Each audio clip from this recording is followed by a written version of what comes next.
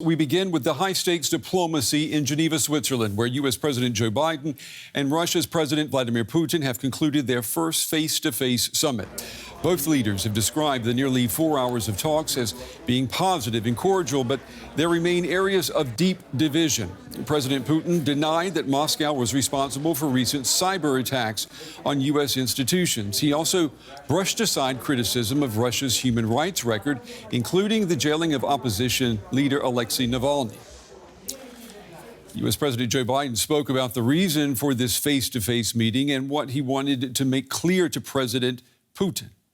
And President Putin and I had share a unique responsibility to manage the relationship between two powerful and proud countries. A relationship that has to be stable and predictable. And we should be able to cooperate where it's in our mutual interest. And where we have differences, I want President Putin to understand why I say what I say and why I do what I do, and how we'll respond to specific kinds of actions that harm America's interest. And just before that, Russian President Vladimir Putin was asked what he thought about U.S. President Joe Biden. Here's what the Russian president had to say. If you ask me what kind of a person and interlocutor President Biden is, I can say that he is a constructive person, well-balanced and experienced, seasoned politician, and I expected that. He recalled his family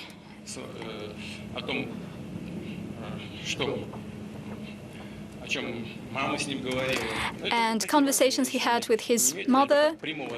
Well, these things don't have directly something to do with our business, but nevertheless, it shows his qualities and his moral values. It is all appealing, and I believe that we spoke with the same language. It doesn't necessarily mean that we need to look into the eyes and see the soul and to pledge eternal love. We defend the national interests of our countries, and this relationship are always based on pragmatism. All right, we want to go now to our very own Terry Schultz. She's covering the summit for us in Geneva, Switzerland. Good evening to you, Terry. If you look at the whole summit, this meeting, which went almost 4 hours, I mean, how would you describe it? Can we say that this was a successful summit? And if so, for whom? I think we can, Brent, because both presidents came out of the meeting telling admittedly their sides of the stories, but similar versions of the story, of the topics that got discussed. They both said that they had explained what their red lines were to the other side and that the other side had understood that. So that already is a move forward in terms of transparency. President Biden acknowledged that, you know, some of the things they talked about, like moving ahead on possibly ending some of these cyber attacks that we know are backed by the Kremlin. He said he's not sure that those will be stopped, but that at least talking about them raises that possibility. And one interesting thing he said is that he believes that President Putin is concerned about his credibility in the world, his standing in the world, and that possibly solving some of these problems with the United States might help that. I want to ask you about the red lines that people have been talking about, particularly these cyber attacks. Do we know after these talks what would happen if these cyber attacks in the United States continue? Do we know what President Biden plans to do as a response? I don't think we know specifically yet. He was pressed on that in the news conference that took place after the meeting. He was asked, what exactly would you do? And he wouldn't get into it specifically, but he did emphasize time and again that he had made sure President Putin knows there would be a response. Just something I would add from my life covering NATO, Brent, is that cyber is now an Article 5 level offense. So countries under NATO have the right to respond in a manner of their choosing to cyber attacks. And President Putin knows that well. So I would imagine that President Biden may have alluded to that when he was talking about what could happen if these cyber attacks continue. And both of these presidents said that there had been no threats made during their talks. But you have to wonder, what is the world going to do now? Are we just going to wait and see what happens? Are we going to wait and see if Putin does what Biden asked him to do? I mean, is that the mode that we're in now?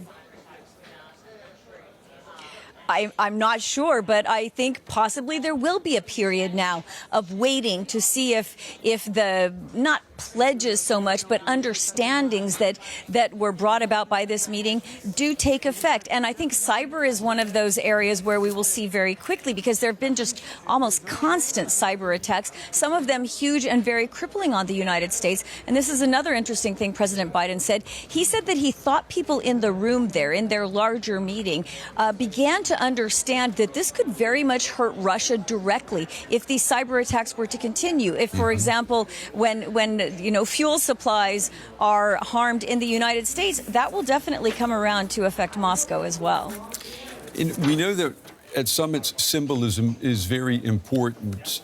We know that the White House did not want there to be a shared or joint press conference this time between the two presidents, as was the case back in 2018 in Helsinki. You were in Helsinki when that summit took place between Putin and then President Trump. Talk to me about the differences. What struck you today, if you think about what it was like in 2018? Well, when President Putin's press conference went on so long, you could sort of understand why President Biden would not have been wanting to stand there next to him and certainly listen to President Putin bring up criticism of the United States and human rights in the United States.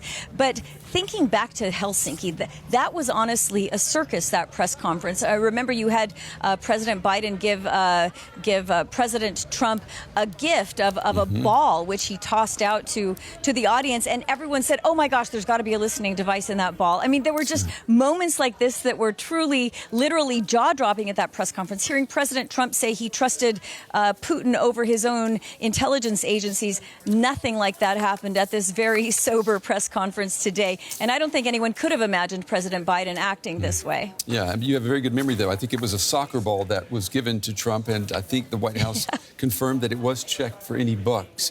Terry Schultz in Geneva. Terry, thank you.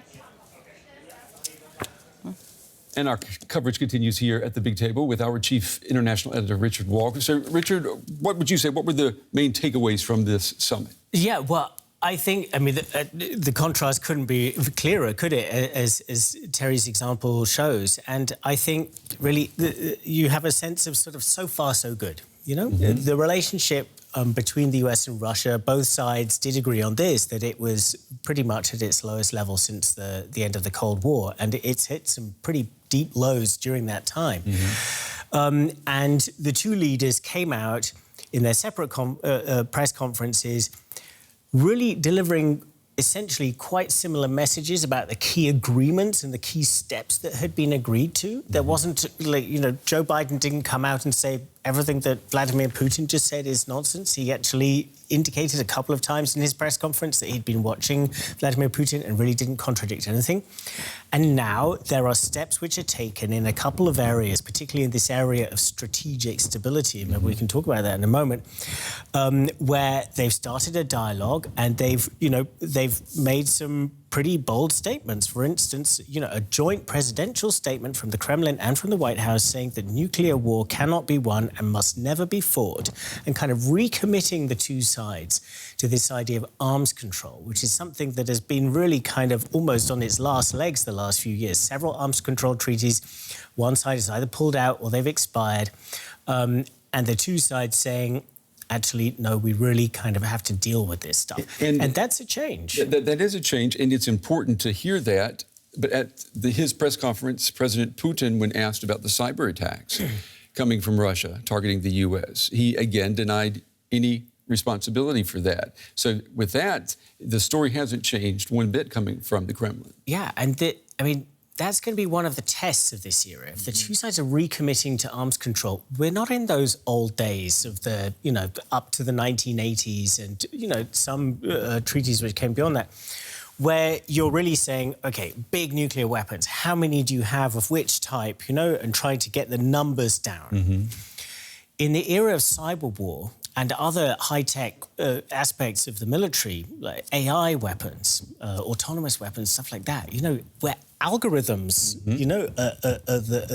are the tools, are the weapons. You can't count those. So you have to come up with new ways of dealing with these. Like, how do you come up with agreements about, what you can and cannot do? What are your capabilities in the cyber realm? So it's not going to be so much about what you are capable of doing. It's what you choose to do and what you agree to do or not do. Mm-hmm.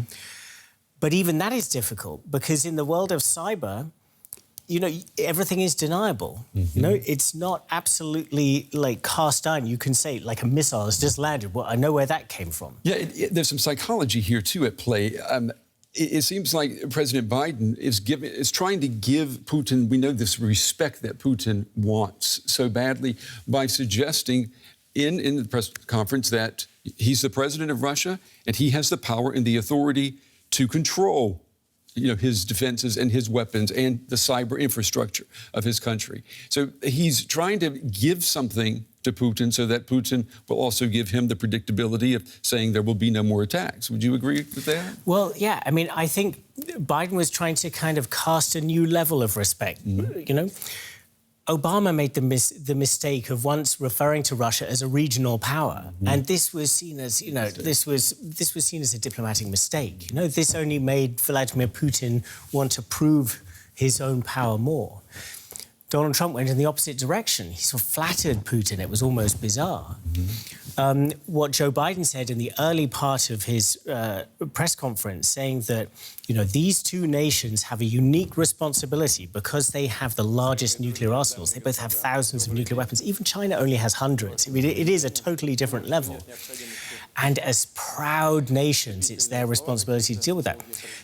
That will have been, a really carefully judged message to Vladimir Putin. I'm showing you respect. Almost the whole event was a signal of respect. So Biden will certainly be hoping that this influences Vladimir Putin's behaviour. But Biden himself said, don't watch really what's happening now. And this is really good with the test. What comes in the next 3 to 6 months? They're setting up these working groups. They're setting up dialogues to look at these things. Do they actually come up with concrete conclusions? Are they able to find areas where they can say, all right, yeah, we can kind of agree on limits or patterns of behaviour around these things? Or does that begin to unravel? What happens in Ukraine? That's a dynamic situation where, things could happen, So there's going to be an awful lot to monitor, really, the next few months. But like I said at the beginning, I think kind of so far, so good. All right, our Chief International Editor, Richard Walker. Richard, as always, thank you.